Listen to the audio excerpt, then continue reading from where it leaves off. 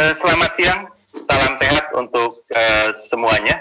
Selamat bergabung di webinar Indonesian Society of Hypertension bekerjasama dengan aplikasi D2D. Tentunya pada siang hari ini kita akan membahas satu topik yang sangat menarik, tentu terkait dengan hipertensi dan kondisi belakangan ini pandemik COVID-19. Nah, ini satu topik yang sangat menarik.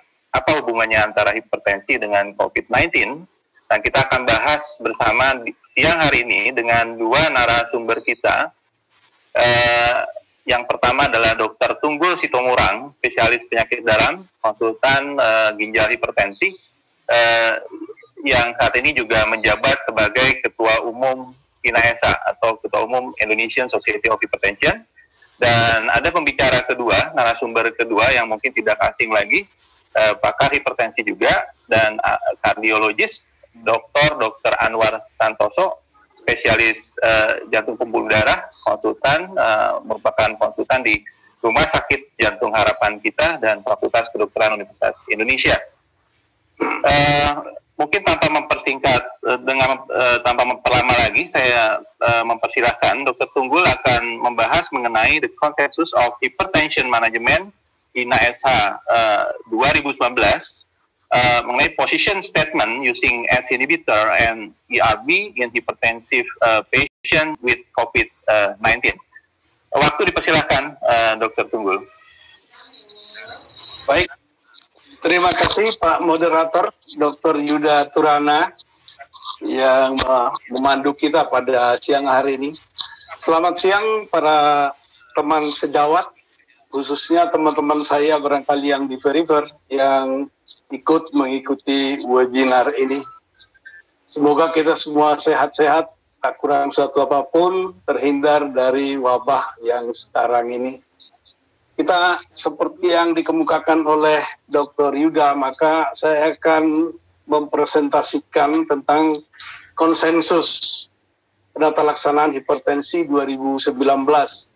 Ini sebenarnya mengulang-ulang yang mungkin sejawat juga sudah tahu, tetapi ada baiknya kita ulangi sehingga kita makin bisa melaksanakannya lagi sesuai dengan apa yang diharapkan. Dan pada bagian kedua dari presentasi saya, barangkali judul yang dikatakan tadi adalah soal isu bagaimana pemakaian antihipertensi khususnya ACE inhibitor dan ARB pada infeksi Corona atau COVID-19. Jadi seperti kita ketahui bahwa sebenarnya konsensus penata laksanaan hipertensi 2019 ini sudah di-launching pada Februari 2019 yang lalu. Ini dibuat dalam bentuk buku kecil, ya, buku kecil yang mudah dibawa kemana-mana, dikantongin sehingga bisa kita pakai di dalam keseharian kita melayani pasien-pasien kita. Slide. Kita tahu bahwa sebenarnya dalam menata laksana hipertensi kita selalu mengacu pada guidelines. Guidelines itu kalau kita lihat sebenarnya sudah dianjurkan dari, saya cantumkan dari 2003. Kita mengenal guidelines dari GNC, Joint of National Committee, Detection, Prevention, and Treatment dari Hypertension.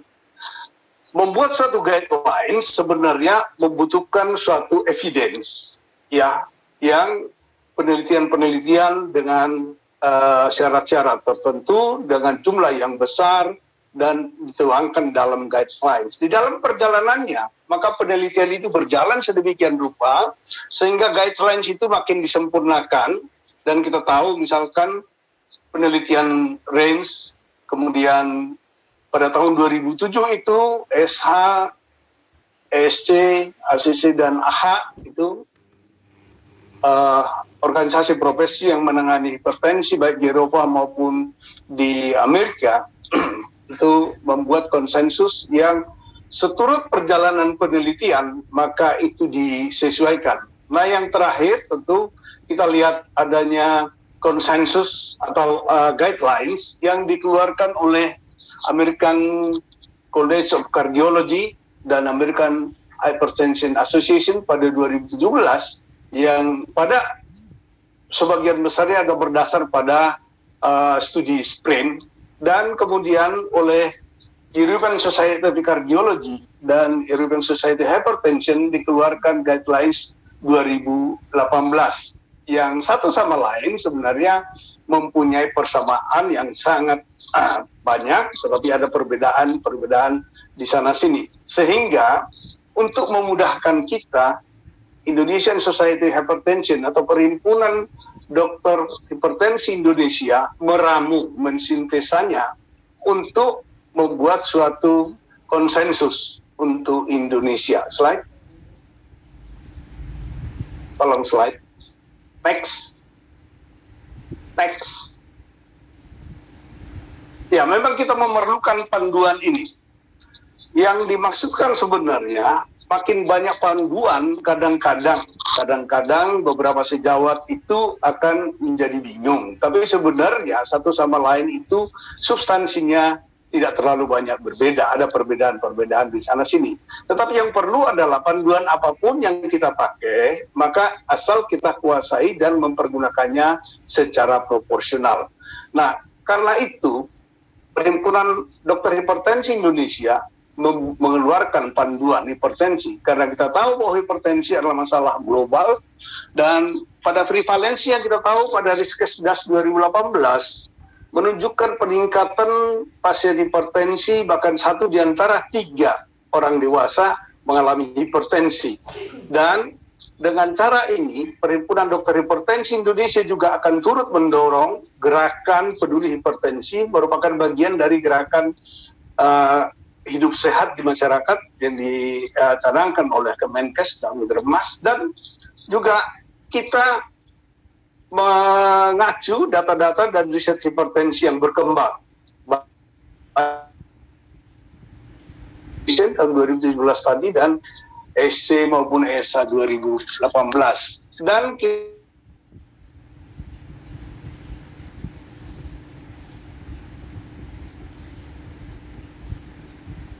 acuan bagi kita, klinisi, pada pasien dan juga pada pembuat keputusan yang mengurusi hipertensi di negeri kita. Slide.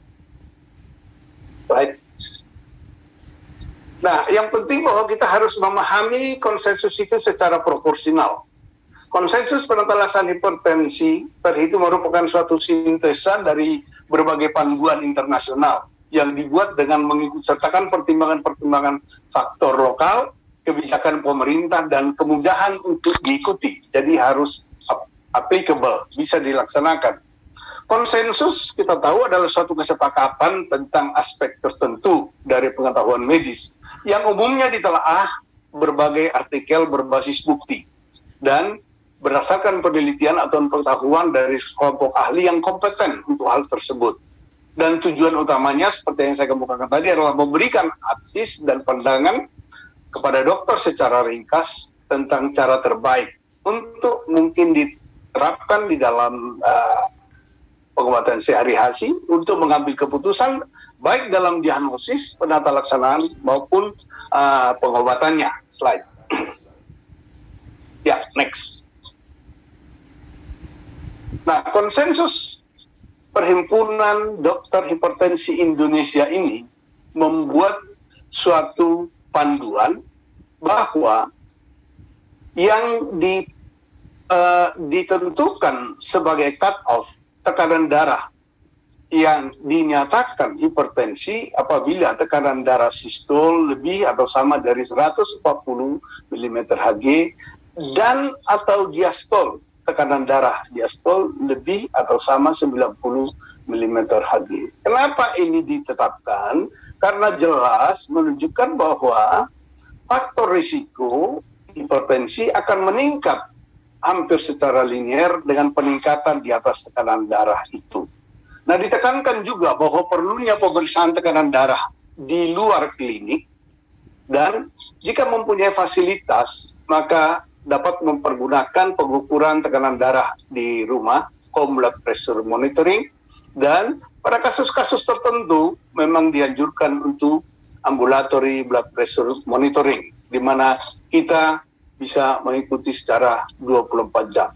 Dan kemudian ditetapkan bahwa guidelines manapun sebenarnya sama-sama setuju bahwa tekanan darah target itu dicapai lebih rendah. Tetapi diingatkan tidak boleh kurang dari 120 per 70 mm Hg, termasuk pada mereka-mereka utamanya pada yang usia lanjut. Dan pada pasien dengan tekanan darah borderline, kita katakan begitu, atau high normal, di mana 130 sampai 139 per 80 sampai 89 mm Hg, direkomendasikan tidak buru-buru memberikan obat-obat, ya, tetapi dilakukan dulu intervensi gaya hidup, kecuali bahwa ada faktor risiko, umumnya penyakit jantung koroner, dan sesuai faktor risiko yang lain. Slide.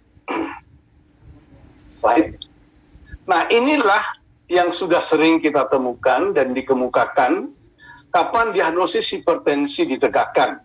Ya, kembali tekanan darah sistol lebih atau sama 140 dan diastol lebih besar atau sama dengan 90 mm.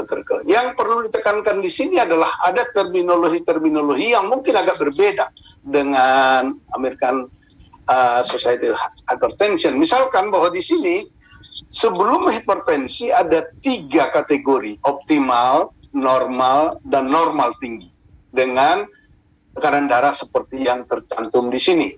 Dan sesudah ditegakkan hipertensi, maka kita kategorikan hipertensi derajat 1, derajat 2, derajat 3. Derajat 1 itu adalah dengan tensi yang tadi dikatakan 140 sampai 159 dengan diastol 90 sampai 99 dan seterusnya. Ada lagi golongan yang kita masukkan dalam hipertensi terisolasi sistolik, ya, isolated systolic hypertension. Nah, sebenarnya ini mengacu juga pada guidelines sebelumnya.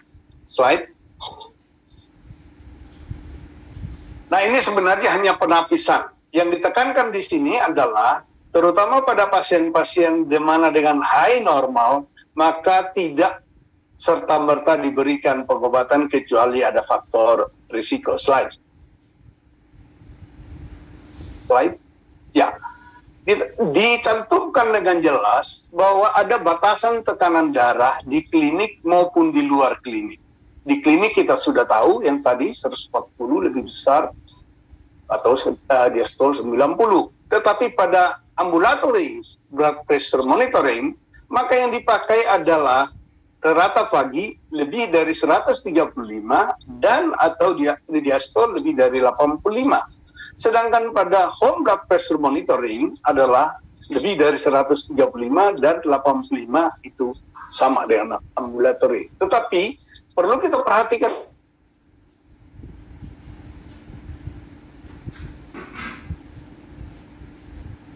itu termasuk yang ditengarai menjadi hypertension. Ya. Tolong slide berikutnya. Ya. Slide. Nah, setiap kita menghadapi pasien hipertensi, tolong kembali lagi slide sebelumnya tentang evaluasi, maka kita harus mengevaluasi pasien kita secara komprehensif. Tolong slide kan sebenarnya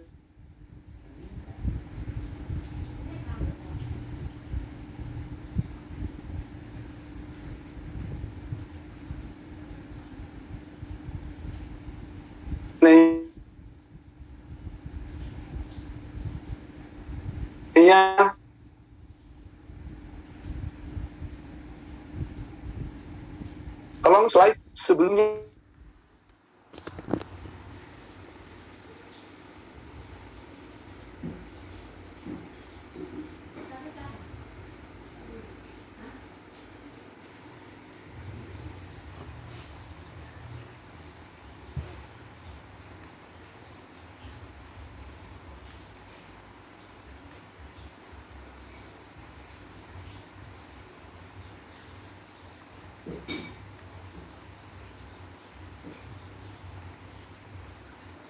Tonton. Aduh. Sorry, maaf nih, ini nggak tahu ke di mana yang salah.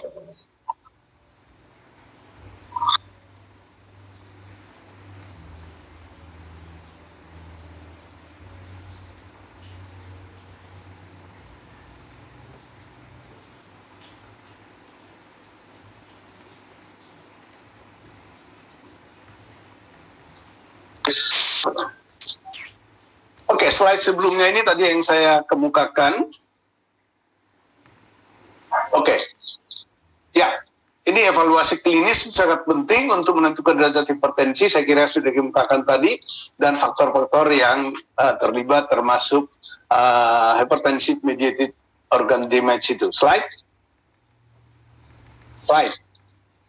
Oke, dan ini adalah penapisan atau penilaian untuk hypertensive mediated organ damage itu. Pada penapisan dasar dikemukakan, ini kita sudah kerjakan juga, adalah rutin EKG 12 hadapan, albuminuri, dan endoskopi. Ini di Vaskes 1, dan berikutnya tentunya di Vaskes 2. Slide.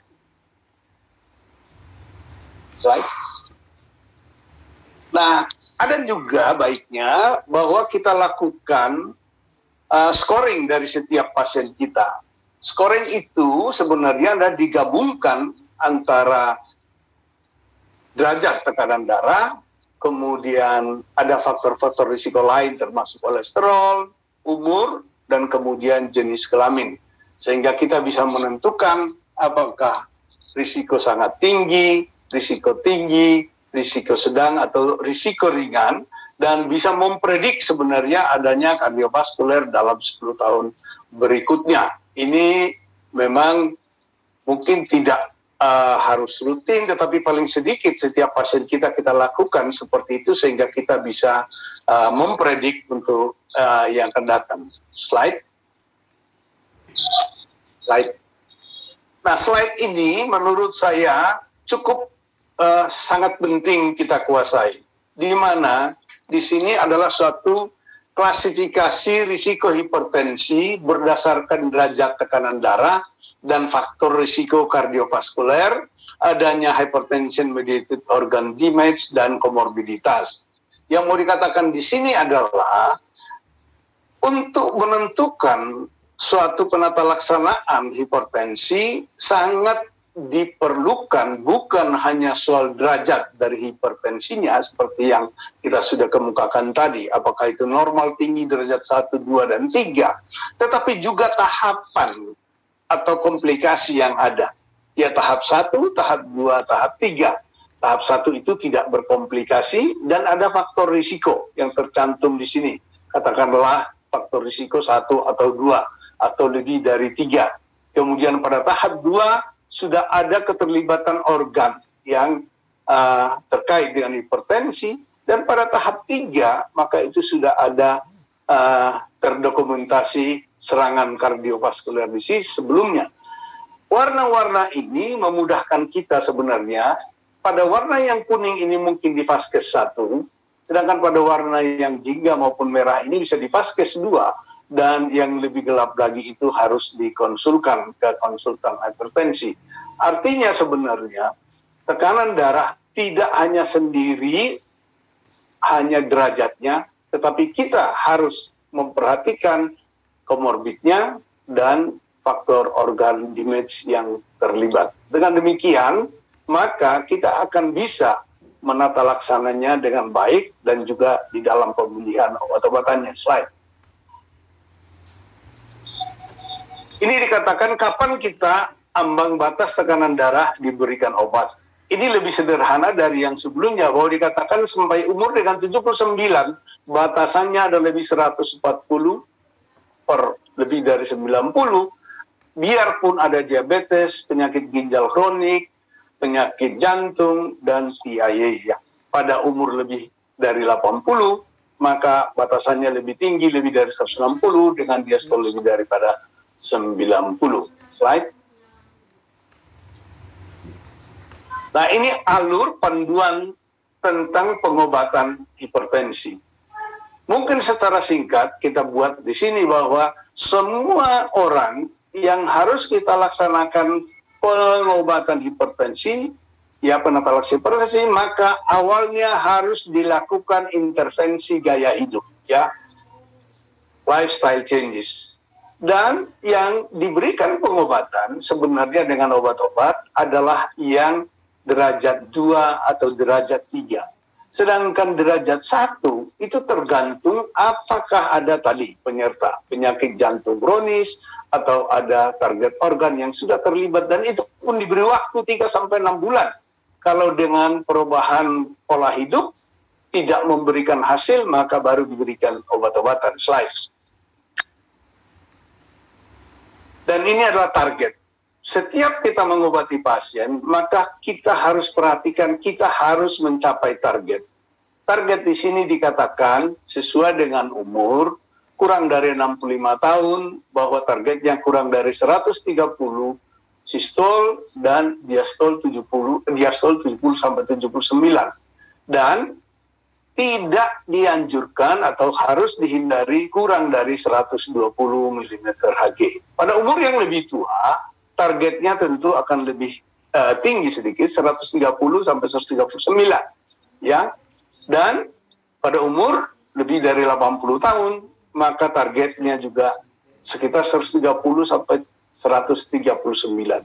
Kita perlu perhatikan di sini, pada setiap pasien itu dicantumkan kalau tolerated, ya, harus ditoleransi oleh pasiennya. Itu yang perlu komunikasi kita dengan pasien-pasien kita. Tidak serta-merta memaksakan target dan harus lebih rendah, tetapi kita harus komunikasi bahwa harus dia toleransi terhadap itu. Yang mau dikatakan bahwa sebenarnya target ini sebaiknya dan harusnya kita sudah bisa capai dalam 3 bulan pengobatan terhadap pasien kita. Slide. Nah, kita bicara soal regimen treatment. Saya kira sama di mana-mana, dan ini dikategorikan dalam beberapa golongan pasien. Kita lihat di sini, kita mulai dari yang tanpa komplikasi. Kita lihat bahwa pengobatan hipertensi sesuai dengan konsensus maupun guidelines internasional sejak dari awal dianjurkan memakai kombinasi 2 obat, ya. Dimulai dengan ACE inhibitor atau ARB dengan kombinasi kalsium channel blocker atau diuretik. Pemakaian single obat, jadi obat hanya 1, hanya bila dipertimbangkan bahwa derajat 1 dengan risiko rendah dan tekanan darah sistolik kurang dari 150, atau pada orang tua yang sangat tua, lebih 80 dan ringkih. Kalau dengan kombinasi ini tidak tercapai target, maka kita tambah obat yang tadinya belum kita masukkan. Dalam hal ini menjadi 3 macam obat. ACE inhibitor atau ARB ditambah CCB dan diuretik. In case dengan 3 obat ini belum terkontrol, maka kita golongkan itu pasien menjadi hipertensi resisten. Bisa ditambahkan obat-obatan spironolakton, diuretik lain, alpha blocker, beta blocker. Khusus mengenai beta blocker, memang dijelaskan bahwa ini tidak termasuk regimen yang dianjurkan secara bertahap itu. Tetapi beta blocker bisa dipakai sejak dari awal, tergantung dari indikasi. Katakanlah adanya gagal jantung, angina, pasca MI, fibrilasis atrium, dan perempuan dengan masih merencanakan kehamilan. Jadi pemakaian beta blocker atas dasar indikasi. Nah, inilah yang golongan yang pertama. Kita masuk pada golongan yang kedua. Next slide adalah kalau ada penyakit arteri koroner, penyakit jantung, ya.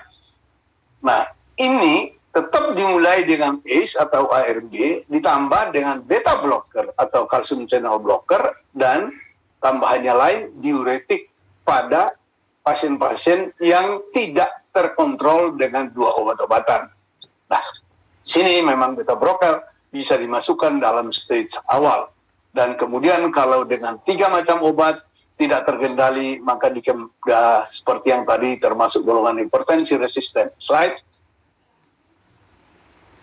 Nah, pada golongan yang pasien lain adalah dengan penyakit ginjal kronik. Hipertensi dengan penyakit ginjal kronik tetap dimulai dengan ACE inhibitor dan atau ARB ditambah dengan calcium channel blocker.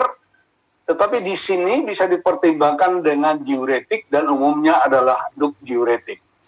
Kalau belum terkendali, maka ditambahkan menjadi 3 obat, ARB atau ACE inhibitor, CCD, dan diuretik. Dan bila tidak terkendali seperti yang tadi digolongkan kepada hipertensi resisten. Slide. Dan pada pasien dengan ejection fraction yang rendah, maka dari awal tetap dimulai dengan ACE inhibitor atau ARB, dan pilihan yang kedua adalah kombinasi dengan diuretik, dalam hal ini adalah loop diuretik, dan kalau tidak terkendali dengan beta blocker. Slide. Dan kalau dengan atrial fibrilasi, maka dari awal juga sudah bisa dimasukkan beta blocker, dan selanjutnya bisa juga dengan pemakaian obat-obat dengan non-dihydropyridine calcium channel blocker. Jadi kita dengan mudah diberikan panduan untuk memilih obat-obatan yang bisa kita pergunakan pada keadaan-keadaan sesuai dengan pasien masing-masing. Slide. Nah, kita masuk dalam isu yang tadi saya kemukakan. Kenapa isu ini? Karena kalau kita lihat pada setiap hipertensi, maka pengobatan yang dari sejak awal adalah ACE inhibitor atau ARB. Sehingga sebenarnya hampir pada semua pasien hipertensi mendapat obat-obatan ini karena mempunyai efek yang positif baik terhadap jantung maupun terhadap ginjal.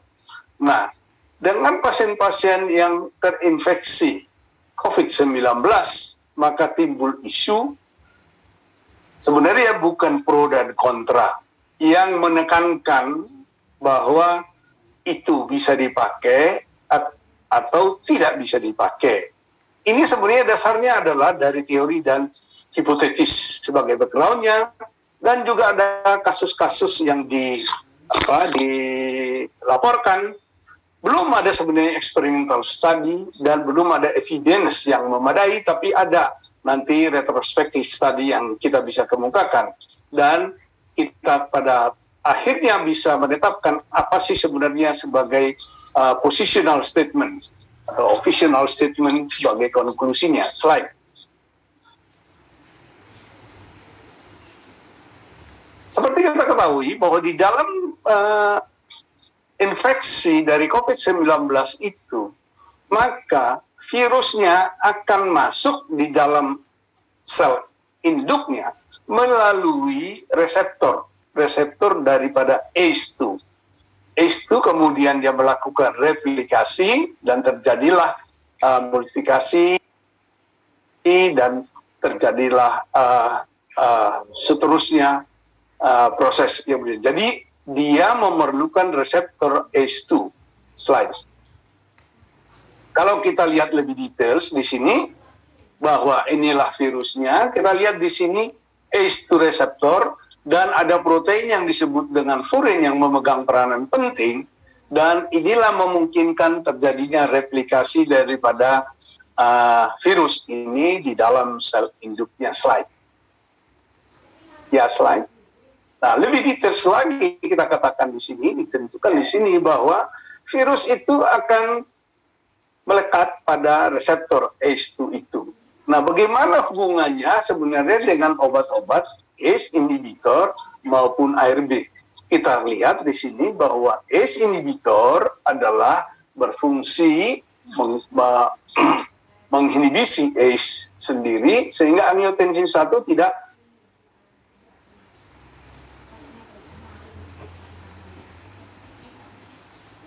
menjadi angiotensin 2, tidak terjadi ikatan dengan reseptor AT1. Nah, dengan demikian maka tensinya akan bisa distabilkan. Nah, ini akan membuat bahwa terjadi upregulated daripada ACE2. Sedangkan ACE2 itu memang dipakai sebagai replikasi daripada virus, sehingga dianggap bahwa ini akan memperberat. Slide. Ini secara ilustrasi, ini adalah spike dari virus koroner itu yang nempel pada reseptornya, ACE2 reseptor. Slide. Nah, kalau kita lihat di sini, kembali di slide ini dijelaskan di mana posisi ACE2 itu adalah di sini dan di sini.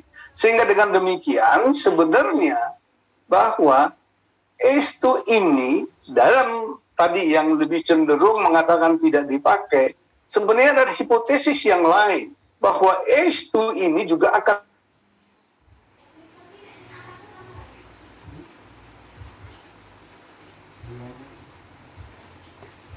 pada pasien-pasien dengan COVID, terutama di alveoli paru-paru. Jadi ada dua hipotesis yang sebenarnya dua-duanya juga bisa diterima, tetapi evidence atau uji coba yang lebih dominan sebenarnya adalah ACE2 yang dia melindungi sehingga tidak terjadi kerusakan pada alveoli di paru-paru. Slide. Inilah tulisan yang dilaporkan dari kasus-kasus di Cina. Di Cina itu dilaporkan pada tanggal 11 Maret, ya, di mana bahwa pasien-pasien yang terinfeksi virus itu, komorbid yang paling banyak adalah hipertensi. Nah, itulah menurut ini sehingga ditengarai bahwa hipertensi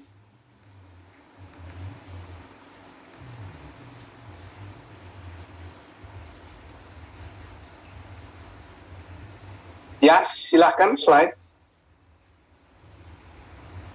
Nah, ini adalah laporan yang dilaporkan oleh penulis di sana, Sisobo Yang dan beberapa yang lain dengan hipotesis yang tadi. ACE inhibitor, pasien-pasien pakai ACE inhibitor ARB yang menyebabkan upregulasi ACE2 dan ini menjadi satu fasilitator meningkatnya infeksi.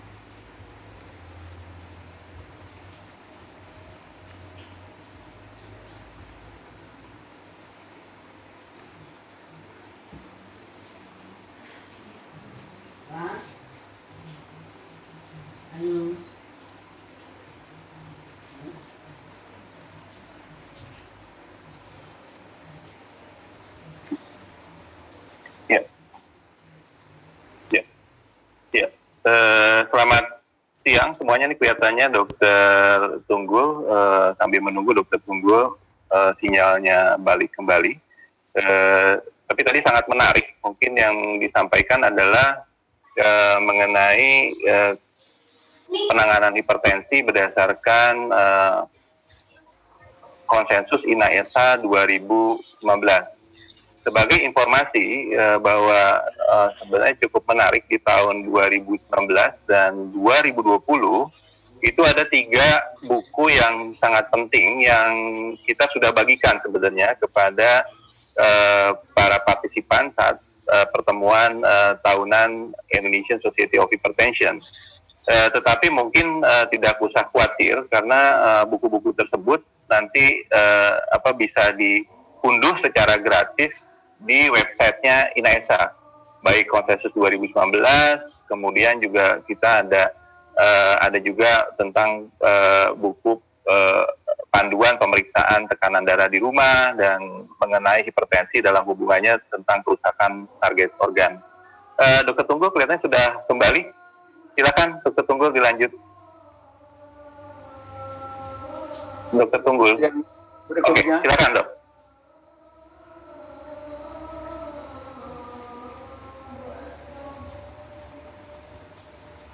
Apa sudah bisa nyambung? Ya, silakan Dr. Tunggul. Oke.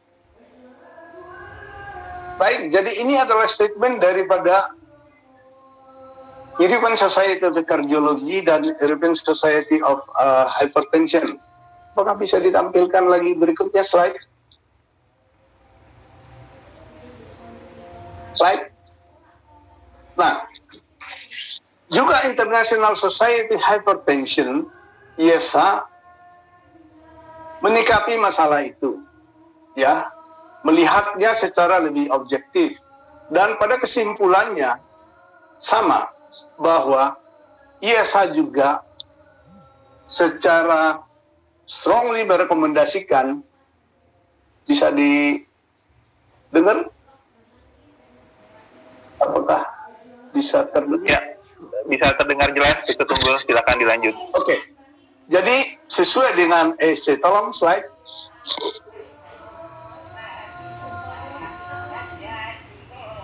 Ditekankan lagi oleh ISH sebenarnya komorbid antara infeksi COVID-19 dengan hipertensi sebenarnya lebih berdasar pada prevalensi hipertensi yang terdapat pada usia lebih tinggi. Jadi bukan hal yang tersendiri.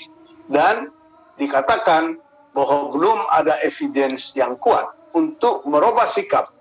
Bahkan kalau memberhentikan obat-obatan itu akan bisa menyebabkan dampak yang lebih buruk. Slide.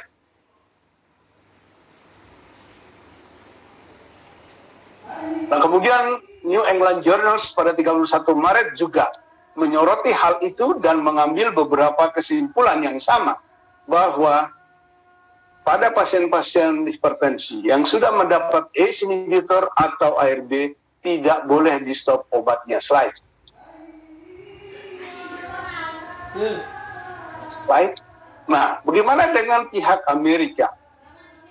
Di sana juga baik oleh ACC maupun AHA dan HFSH itu menyatakan hal yang sama, bahwa di dalam mengobati hipertensi, apakah itu terinfeksi dari COVID-19, maka top priority-nya adalah standar untuk mencegah cardiovascular effect.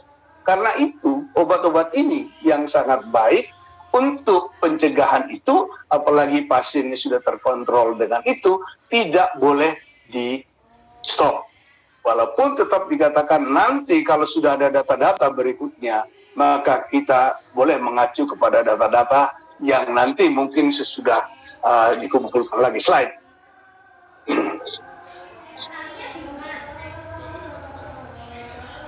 Oke, slide. Ini jelas dipertegas oleh American Heart Association, itu ditandatangani oleh ketiga presidennya di situ, bahwa tidak boleh memberhentikan obat itu karena tidak mempunyai dasar atau evidence yang kuat. Slide.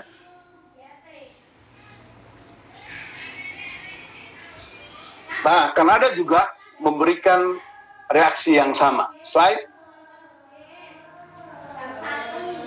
Dan ini di Asia juga reaksinya yang sama. Slide. Dan ini dari Asian Federation of Cardiology, di mana presidennya itu adalah Dr. Anwar Santoso yang menjadi narasumber kita sesudah ini, dengan tegas mengatakan sama dengan beberapa pendapat sebelumnya, tidak memberhentikan obat-obat ACE inhibitor maupun ARB pada pasien-pasien hipertensi dengan COVID. Slide. Baik. Nah, bagaimana di dalam negeri? Ini minggu yang lalu barangkali kita sudah mengikuti webinar yang sangat komprehensif untuk di launching suatu buku protokol tata laksana COVID-19.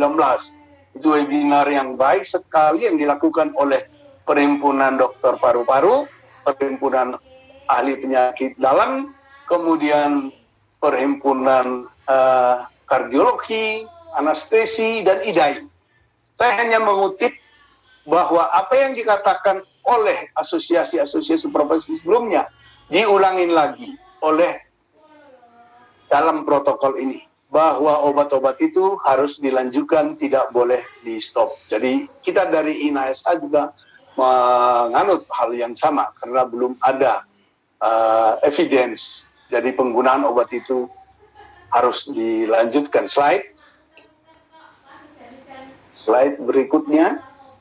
Jadi ada beberapa retrospektif tadi bahwa ACE inhibitor dan ARB justru mempunyai suatu kegunaan yang lebih. Slide.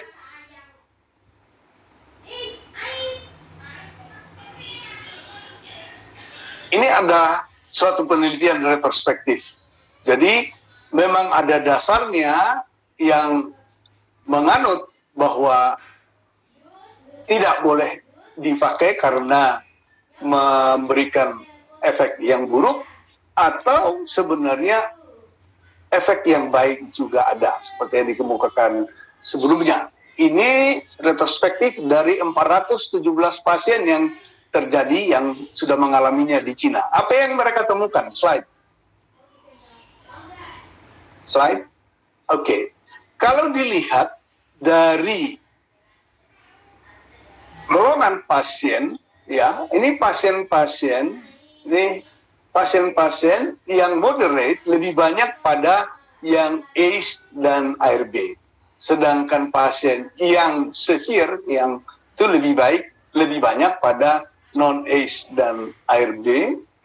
Dan kemudian yang fatality rate-nya lebih tinggi ada pada yang non-ACE dan ARB. Dari sejumlah pasien memang jumlahnya tidak sangat banyak, ya. Kemudian kalau dilihat tentang interleukin 6 dan juga CRP, jelas bahwa pada pasien-pasien dengan ACE inhibitor dan ARB secara signifikan lebih sedikit, bisa diperbesar slide-nya. Dan juga CD4, CD8 dan CD3 itu pada pasien-pasien dengan grup ACE inhibitor dan ARB lebih tinggi, artinya memang proteksinya lebih besar, walaupun replikasi daripada upload dari viralnya lebih banyak. Slide. Dan ini dinyatakan bahwa paper yang pertama dipublikasi, walaupun secara retrospektif, itu mendukung bahwa sebaiknya ACE maupun ARB tidak diberhentikan, bahkan harus diteruskan. Sebagai konklusi, Pak Moderator, mohon maaf, memang gangguan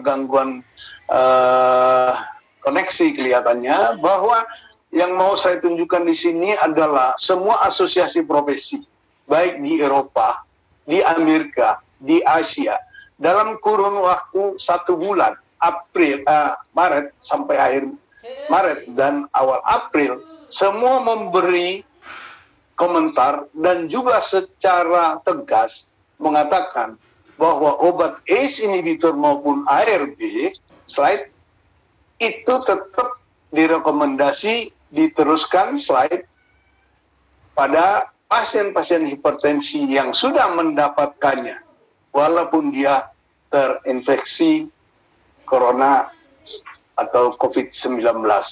Dan itulah yang akan menjadi message kita barangkali, tidak perlu di-stop, tidak perlu ragu-ragu untuk itu, sampai nanti ada beberapa studi-studi untuk hari-hari yang akan datang. Mohon maaf ketidaknyamanan untuk koneksi yang terganggu. Sekian saya kira, Pak Moderator, terima kasih. Ya, terima kasih kepada Dr. Tunggul yang sudah menyampaikan presentasinya sangat jelas dan sangat menarik. Untuk para partisipan mungkin yang teman-teman dokter yang baru bergabung, selamat bergabung di webinar Indonesian Society of Hypertension bekerjasama dengan aplikasi D2D, dan tidak usah khawatir, nanti bahan presentasi Dr. Tunggul itu bisa diunduh di aplikasi D2D, dan konsensus yang disampaikan oleh Dr. Tunggul itu bisa diunduh di website inaesa.org.id atau bisa juga diunduh di program D2D.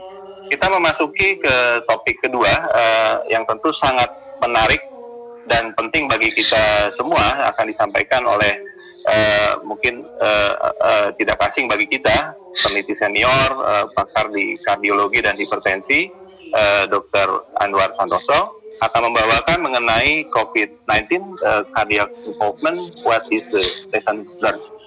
Silakan Dr. Anwar, waktu dipersilakan. Baik, Dr. Yuda.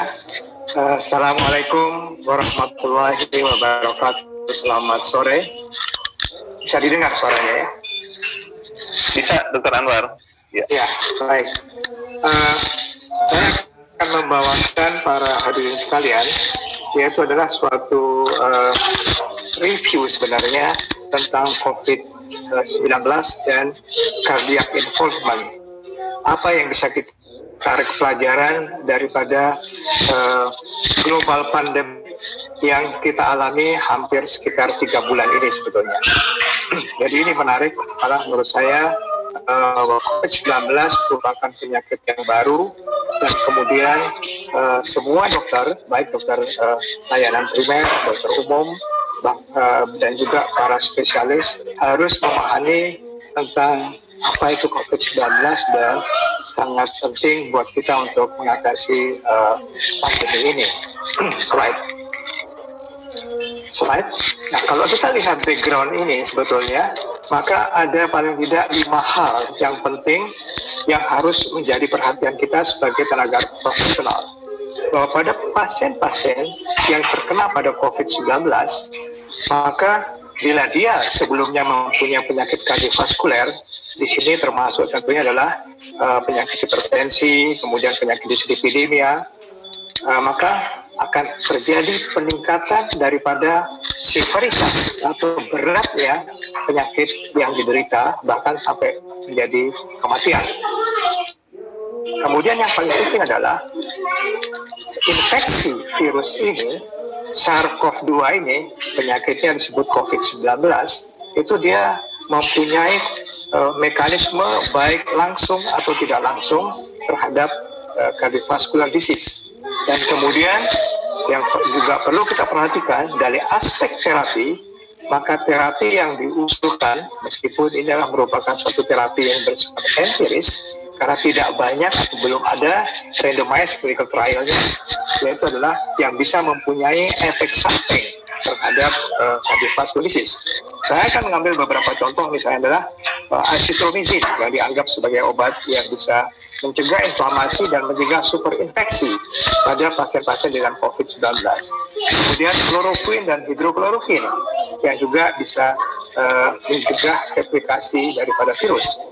Kedua obat ini dan juga antiretroviral yang lain itu mempunyai efek samping yang disebut sebagai peningkatan daripada QT interval dari EKG dan mempunyai potensi efek samping berupa ventricle tachycardia atau torus hadapun atau bahkan sampai terjadi cardiac death. Sehingga para profesional harusnya bisa memahami itu dengan baik. Kemudian yang paling penting juga adalah kalau kita bekerja di rumah sakit, maka triase yang ada di rumah sakit itu akan berubah dengan banyaknya pasien-pasien yang datang karena COVID-19. Sehingga akibatnya apa? Sehingga akibatnya prioritas buat pasien-pasien yang bukan COVID-19 akan menjadi lebih mundur, jadi akan menurun. Kemudian kita lihat bahwa kita sebagai tenaga profesional bisa saja kita akan menjadi reservoir atau menjadi host daripada pasien yang tertular. Kita bisa sebagai ODP atau bahkan kita sebagai PDP. Slide berikutnya.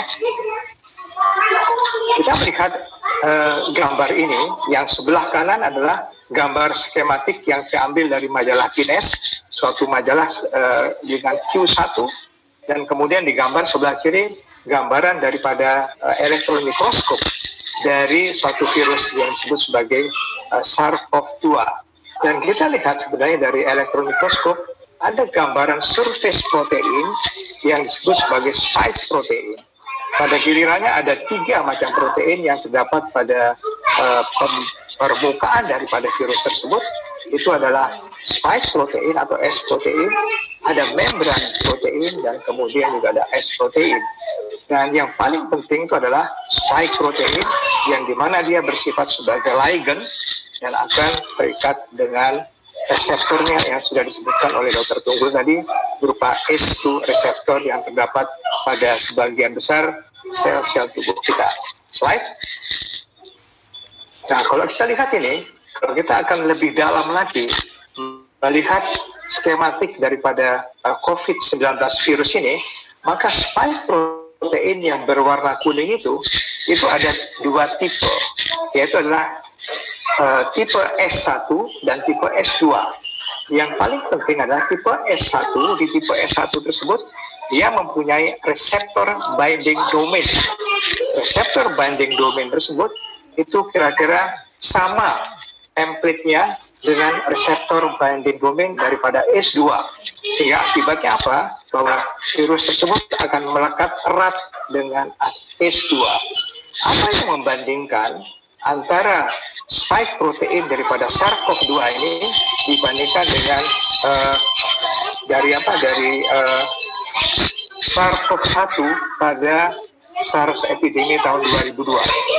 Ada perbedaannya. Kalau kita lakukan semacam sequencing daripada spike proteinnya, ada 4 urutan daripada asam amino yang berlebih pada apa yang disebut pada S protein daripada COVID-19, sehingga akibatnya ikatan atau afinitas daripada SARS-CoV-2 itu akan lebih kuat dengan S2 dibandingkan dengan epidemi SARS tahun 2002. Itu yang pertama. Yang kedua adalah bahwa virus ini akan lebih cepat mengenali di mana tempat-tempat daripada S2. Kita tahu bahwa tempat dari S2 yang paling banyak itu adalah pada pneumocyte tipe 2 yang terdapat pada alveoli, dan terutama di bagian lobus inferior dan posterior pada jaringan paru.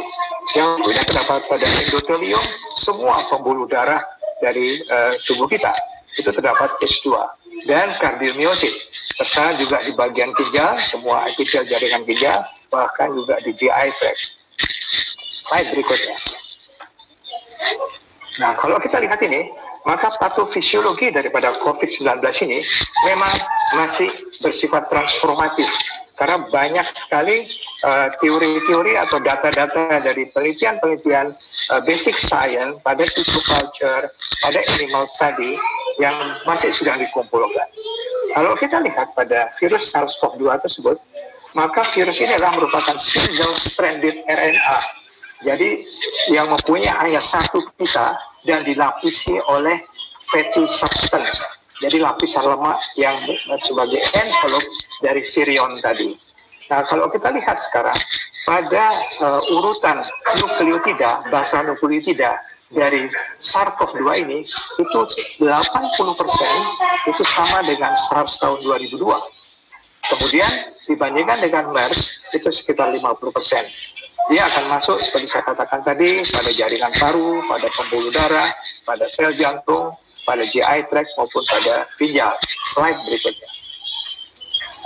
Nah, di slide ini ingin menunjukkan sebenarnya apa sih setelah dia masuk ke dalam tubuh kita.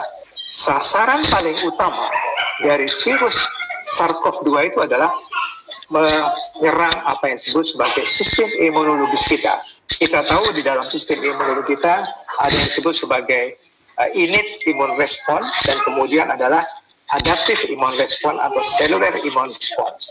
Pada innate immune response, dia akan menyerang mayoritas kepada sel limfosit, terutama adalah T limfosit. Maka di dalam gambaran dari laboratoriumnya ada limfositopenia. Slide berikutnya. Ya, slide. Tolong slide ya. Nah, gambaran ini adalah progresif limfositopenia pada gambaran COVID-19. Kita bisa melihat di sini bahwa pada kelompok orang-orang yang non-survivor yang menderita COVID-19, artinya dia menderita severe atau menderita critical ill COVID-19, maka terjadi penurunan daripada limfosit secara drastis dari hari ke hari dibandingkan kelompok yang masih survive. Jadi inilah yang saya kira kita pentingnya melakukan suatu pengamatan laboratorium pada saat kita merawat COVID-19. Slide berikutnya. Slide. Nah, slide ini ingin menggambarkan apa yang disebut sebagai cytokine storm. Bila sekarang innate immune response maupun adaptive immune response yang terganggu, maka akan terjadi peningkatan respon inflamasi yang cukup tinggi dari apa yang disebut sebagai cytokine. Mulai dari interleukin 2, interleukin 6, kemudian bahkan ferritin pun juga akan meningkat, dan pada gilirannya adalah high sensitive CRP. Kalau kita lihat pada slide ini, gambaran daripada high CRP yang meningkat dari hari ke hari dibanding pada orang yang menderita severitas ataupun kematian oleh karena COVID-19 dibandingkan orang yang survive oleh karena COVID-19. Inilah yang akan disebut sebagai cytokine storm. Peningkatan respon inflamasi berupa interleukin maupun HSCRP dengan disertai limfositopenia yang sangat berat. Slide. Kalau kita lihat, apa hubungannya dengan mekanisme lain? Tadi kita berbicara tentang inflamasi, jadi respon inflamasi oleh karena imunologik respon yang begitu besar. Apakah ada hubungannya apa tidak dengan mekanisme lain? Ada ternyata yang disebut sebagai trombosis. Kalau kita lihat pada data-data ini, data-data yang dikumpulkan dari pasien-pasien di Cina, maka akan terjadi peningkatan dari interleukin 6 seperti pada slide sebelumnya, tetapi juga ada D-dimers. D-dimers itu adalah merupakan suatu biomarker daripada trombosis. Maka bila terjadi peningkatan D-dimers disertai interleukin 6, maka hampir bisa dipastikan mekanismenya adalah di samping inflamasi juga terjadi trombosis, terutama pada daerah mikrovaskuler. Slide berikutnya. Nah, jadi berdasarkan data-data yang ada, maka dibangunlah suatu hipotesis, dibangunlah suatu konstruksi ilmiah bagaimana mekanisme daripada COVID-19 ini masuk pada tubuh kita. Yang pertama adalah dia melalui ACE, ekspresi daripada ACE. Dia bisa melakukan direct damage. Oleh karena ACE2 ini adalah dia terdapat pada permukaan sel sebagai reseptor dari permukaan sel tubuh kita. Yang berikutnya, dia akan menyebabkan hipoksia induced myocardial injury yang bisa menyebabkan terjadinya iskemia miokard. Kemudian berikutnya akan terjadi apa yang disebut sebagai microvascular dysfunction.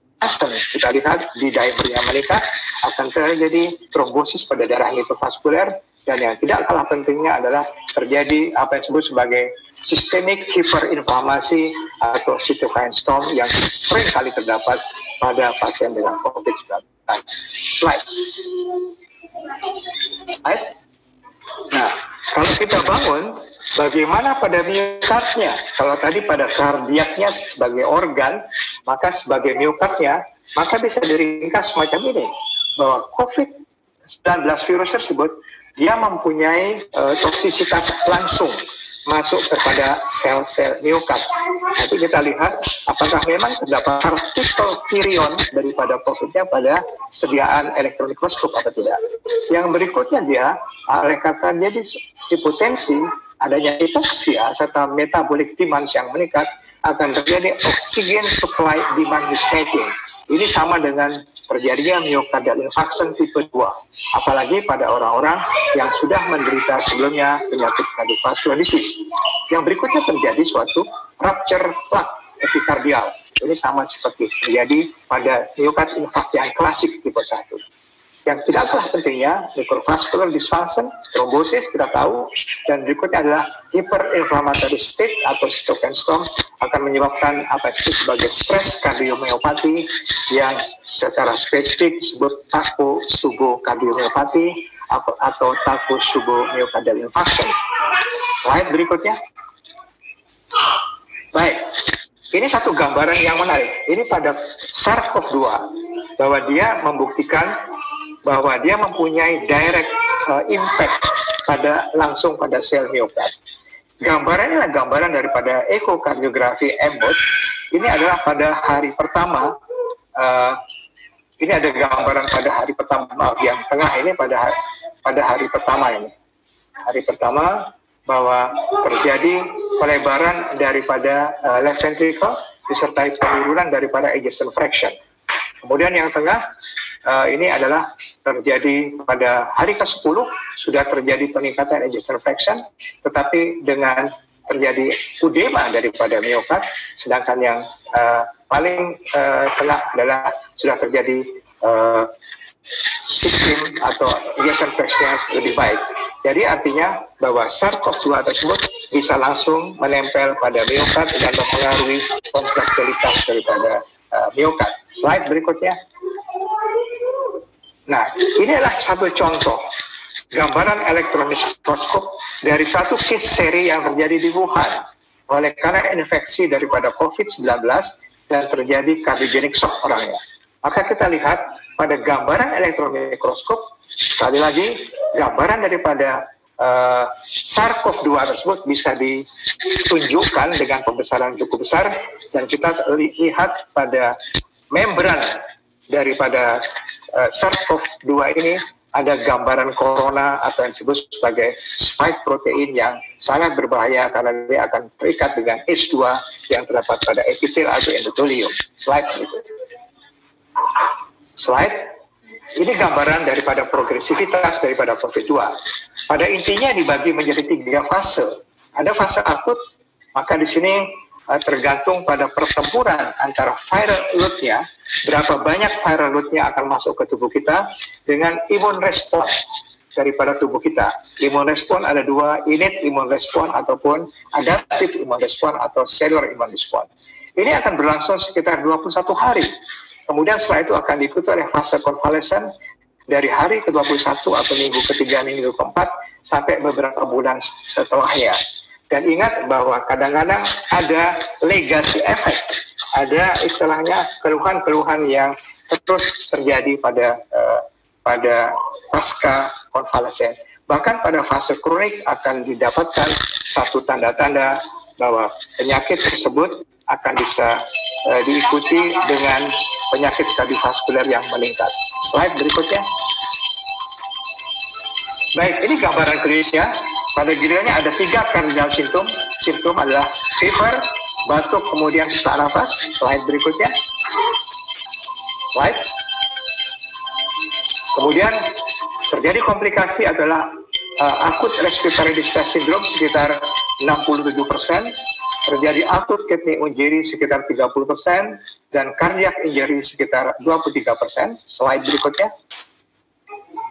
Slide. Dan kita lihat sekarang, limfositopenia itu menjadi menarik sekali dan harus menjadi perhatian kita. Oleh karena pada yang non-survivor, yang menderita komplikasi paling berat, dia akan sangat menurun dibandingkan yang survive. Dan kalau kita lihat pada slide yang sebelah kanan, ini adalah kurva Kaplan-Meier. Pada kurva Kaplan-Meier, maka 50% dari median survivalnya itu terjadi pada hari ke-14. Artinya 50% daripada orang yang menderita COVID-19, maka dia akan mengalami clinical outcome berupa kematian atau mortalitas. Jadi fase-fase kritis itu adalah terjadi pada hari yang pertama sampai minggu kedua. Bila dia sudah lewat dengan minggu kedua, maka biasanya dia akan survive. Inilah yang harus menjadi pegangan kita sebagai clinician. Slide berikutnya. Nah, kalau kita lihat adalah aritmia. Aritmia merupakan komplikasi yang sangat-sangat sering terjadi oleh karena pada COVID-19 itu terjadi apa yang disebut sebagai situasi vasoplegic situation. Jadi terjadinya gangguan daripada sistem nervus vagus sehingga sistem saraf simpatisnya akan terlepas demikian saja, akan terjadi takiardia dengan segala komplikasinya. Slide berikutnya. Slide. Dan mekanisme itu ada demikian. Sekali lagi, interleukin 6 merupakan suatu sitokin yang sangat penting di dalam mekanisme COVID-19. Dia akan bisa menyebabkan efek langsung kepada cardiomyocyte. Kemudian SARS-CoV-2-nya juga bisa menyebabkan myocardial injury. Kemudian jangan kita lupa bahwa viral load juga demikian. Dan sistem saraf simpatik akan meningkat, akan terjadi takiardia dengan segala turunannya. Bisa terjadi ventricular tachycardia, bisa terjadi atrial fibrilasi dengan rapid ventricular response dan sebagainya. Slide.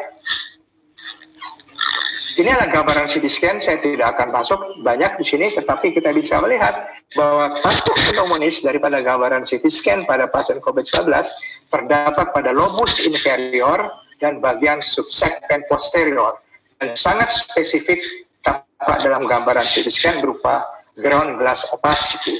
Slide. Dan ini adalah clinical presentasinya, saya kira merupakan resume daripada apa yang slide-slide sebelumnya. Slide. Baik, di dalam work from home ini, saya dengan beberapa teman sempat melakukan publikasi, dan kita melakukan meta-analisis, dan kita mencari prediktor daripada COVID-19, yaitu berupa acute cardiac injury. Kenapa penting acute cardiac injury? Oleh karena pada saat kita melakukan pengkajian daripada meta-analisis tersebut, maka dianggap COVID-19 masih merupakan satu penyakit yang terbatas pada sistem paru-paru dan sistem pernafasan. Tetapi komplikasinya bukan hanya pada paru-paru, tetapi juga pada cardiac injury, bahkan pada acute kidney injury, dan pada pasien-pasien dengan sistem GI tract dan sebagainya. Slide berikutnya. Dari meta-analisis tersebut, kita mendapatkan 13 daripada observational study yang mencoba mencari definisi cardiac injury yang didefinisikan sebagai peningkatan troponin I lebih dari 99%. High sensitive troponin yang lebih dari 99% itu merupakan definisi daripada cardiac injury tanpa memperhatikan kelainan elektrokardiogram maupun ekokardiografi. Kalau dilihat dengan total mortalitas, maka dia memberikan hazard ratio atau relative risk sekitar 7,9 kali. Artinya pada ketika seseorang dengan COVID-19 disertai dengan peningkatan troponin I, maka bisa dipastikan insya Allah 8 kali dia akan menderita mortalitas. Suatu hard clinical outcome. Slide berikutnya. Nah, slide ini ingin menggambarkan level daripada HS troponin pada orang-orang yang full outcome, bukan hanya meninggal, tetapi masuk ke ICU dan ventilator, dibandingkan dengan yang good outcome, maka jelas konsentrasi daripada HS troponinnya itu lebih tinggi dibandingkan yang good outcome. Nah, kita bisa lihat perbedaan cukup signifikan, dan dipublikasi dalam bentuk fast track hanya dalam waktu 2 minggu. Ini sudah diterima dan dimasukkan di dalam American Journal of Emergency Medicine, adalah Scopus Q1 di Amerika. Slide. Jadi apa manajemen strategi kita? Maka kita harus membuat clinical warning index. Satu yang harus kita perhatikan adalah lymphocyte count. Dia akan turun hari ke hari. Kemudian adalah sitokin inflamasi berupa HSCRP atau mungkin interleukin. Kemudian adalah kadar laktat di dalam darah dengan pemeriksaan analisa gas darah. Kemudian jangan lupa pulmonary lesion. Bila dari keadaan yang ringan atau sedang ada 4 daripada indikator ini, maka kita harus hati-hati, dia akan jatuh kepada kasus yang severe atau bahkan pada yang critical ill. Slide. Bagaimana sekarang case fatality rate? Kalau kita mempelajari semua informasi-informasi yang masuk, maka case fatality rate-nya akan sangat tinggi pada kelompok-kelompok di atas 65 tahun atau 60 tahun ke atas, apalagi dia 70 tahun atau 70 tahun. Tetapi pada yang di bawah sekitar 50 tahun, maka sekitar 1,3 atau 1,4%. Tapi bila digabung dengan yang umur 80 tahun, maka sekitar 4%. Yang ada pada kita, maka laporan-laporan dari Kementerian Kesehatan antara 8-9% pada kelompok-kelompok kita. Slide berikutnya. Slide. Nah, ini adalah apa yang saya sebut sebagai legacy effect. Ini belajar dari apa yang disebut sebagai SARS-CoV-1 pada tahun 2002. Pada pasien-pasien yang menderita SARS tahun 2002, pada kelompok yang menderita pneumonia dibandingkan yang tidak menderita pneumonia, maka pada pengamatan 10 tahun, pada yang menderita pneumonia dia akan mendapatkan insiden daripada cardiovascular disease itu lebih tinggi dan signifikan dibandingkan yang tidak menderita pneumonia. Jadi saya kira kita ke depan mempunyai pekerjaan sebagai dokter di Indonesia orang-orang yang menderita COVID-19 maka harus dilakukan prevensi sekunder. Jangan sampai 5-10 tahun lagi dia menderita cardiovascular disease dengan melakukan pencegahan sekunder jauh lebih lebih aktif. Slide berikutnya. Pertanyaan ya, apakah S atau ARB harus kita stop? Ini sudah dijawab dengan sangat baik dan sangat komprehensif oleh Dr. Tunggul. Slide berikutnya. Saya akan mencoba menjawabnya pada pasien-pasien dengan heart failure dengan reduced ejection fraction. Ini data daripada SARS tahun 2002. Bila ACE dan ARB-nya di stop pada kelompok SARS tahun 2002, maka dalam waktu 1 tahun pada pasien heart failure akan terjadi kematian lebih banyak dibandingkan dengan yang ACE dan ARB yang dipertahankan. Jadi sekali lagi, ini kita bisa mengambil ekstrapolasi, jangan sampai pasien tersebut kita meninggal oleh karena heart failure, karena ACE maupun ARB-nya kita stop. Slide berikutnya. Ini gambaran daripada population study. Ada populasi pasien dengan pneumonia pada SARS tahun 2002, maka ada 3 obat-obatan yang menarik. Orang tersebut mendapatkan statin, orang tersebut mendapatkan ACE maupun ARB, maka bila dibandingkan pneumonia yang tidak mendapatkan statin, tidak mendapatkan ACE maupun ARB, angka kematian 30 harinya yang mendapatkan 3 obat tersebut lebih baik, lebih kecil dibandingkan yang tidak mendapatkan ACE, ARB ataupun statin. Begitu juga pemakaian ventilasi mekaniknya lebih rendah dan kemudian length of stay-nya lebih baik. Ini bisa kita buat sebagai ekstrapolasi pada populasi orang dengan COVID-19, maka tentunya ACE, inhibitor maupun ARB maupun statin itu tetap harus diteruskan sehingga kita menjamin keselamatan pasien-pasien kita. Slide berikutnya. Ini data yang baru. Sampai saat sekarang saya mengumpulkan ada 6, hari ini, pagi ini, ada 6 suatu studi observational cohort study pada yang menderita COVID-19. Ini salah satunya yang akan saya tayangkan. Pada pasien-pasien yang menderita COVID-19 dengan hipertensi, maka pada pengamatan 28 hari, mulai dari bulan Januari, maka yang dengan ACE atau ARB itu lebih baik dibandingkan dengan yang tanpa ACE atau ARB kematiannya. Jadi kita bisa lihat hanya dalam waktu 1 bulan 28 hari kita bisa mendapatkan clinical outcome. Slide berikutnya. Setelah dilakukan adjusted dengan propensity score matching, sekali lagi menunjukkan suatu data yang cukup robust yang mendapatkan ACE atau ARB yang menderita COVID-19 itu lebih baik dibandingkan yang tanpa ACE maupun ARB dengan hazard ratio sekitar 0,34. Artinya dalam waktu 1 bulan 28 hari ACE maupun ARB bisa menekan angka kematian sekitar 60%. Ini adalah suatu data yang cukup robust sampai saat ini yang kita ada. Tentunya pada masa pandemi tidak ada randomized clinical trial, tetapi ada suatu penelitian observasional yang cukup bisa kita pegang validitasnya. Inilah triase kita. Jadi saya kira di rumah sakit masing-masing, bila ada pasien dengan penyakit kardiovaskular dan dia stabil, maka dianjurkan oleh kita, oleh profesi, adalah orang tersebut tidak usah datang ke rumah sakit. Tapi teruskanlah obatnya dengan menggunakan modalitas mungkin telemedicine, dengan apapun juga.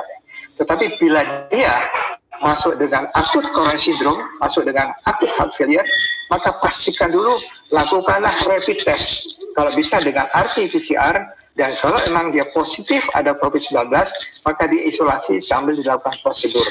Maka prosedurnya untuk STEMI atau infark akut, maka trombolisis yang dianjurkan dan bukan primary PCR. Slide berikutnya. Ini adalah sekali lagi presentasi atau dari Oxford CABM. Jadi pada pasien-pasien dengan ACE atau ARB, baik dia dengan non-COVID atau dia dengan positif COVID, semua harus diteruskan ACE maupun ARB-nya. Tetapi pada pasien-pasien yang menderita daerah di mana epicentrum dan kemudian dia masuk untuk mendapatkan ventilator atau apalagi dengan septic shock dan ARDS, maka untuk sementara ACE dan ARB-nya di stop dengan pertimbangan hemodinamik. Pertimbangan hemodinamik, bukan pertimbangan jangka panjang, tapi hemodinamik. sampai hemodinamiknya dia menjadi lebih baik, kemudian keluar dari ICU, maka diteruskan kembali ACE maupun ARV-nya. Baik, berikutnya. Maka Dr. Yuda sebagai moderator, ini summary daripada review saya, bahwa pasien dengan penyakit kardiovaskuler sebelumnya menderita risiko yang cukup besar bila terinfeksi dengan COVID-19. Dan COVID-19 tersebut bisa menyebabkan komplikasi atau cardiac enablement melalui beberapa mekanisme yang saya terangkan di atas. Kemudian strategi warningnya adalah di dalam perawatan harus membuat clinical warning index. Lymphocyte count harus diperiksa hari ke hari, inflammation marker diperiksa, konsentrasi laktat, dan kemudian pulmonylation. Kemudian pada pasien dengan cardiovascular disease pada COVID-19, maka bila dia masuk ke ICU, maka individual treatment harus dipertimbangkan dengan memperhatikan status hemodinamik dan clinical presentation. Mudah-mudahan bermanfaat. Assalamualaikum warahmatullahi wabarakatuh. Waalaikumsalam. Terima kasih Dr. Anwar. Presentasinya sangat informatif, sangat menarik, banyak update gitu ya. Baik Dr. Tunggul maupun Dr. Anwar saling melengkapi dan informasi ini sangat berharga. Kita akan masuk ke sesi diskusi interaktif, tetapi diskusi ini melalui program aplikasi D2D sudah banyak pertanyaan yang masuk, tetapi mungkin ada beberapa pertanyaan yang sama saya coba naratifkan.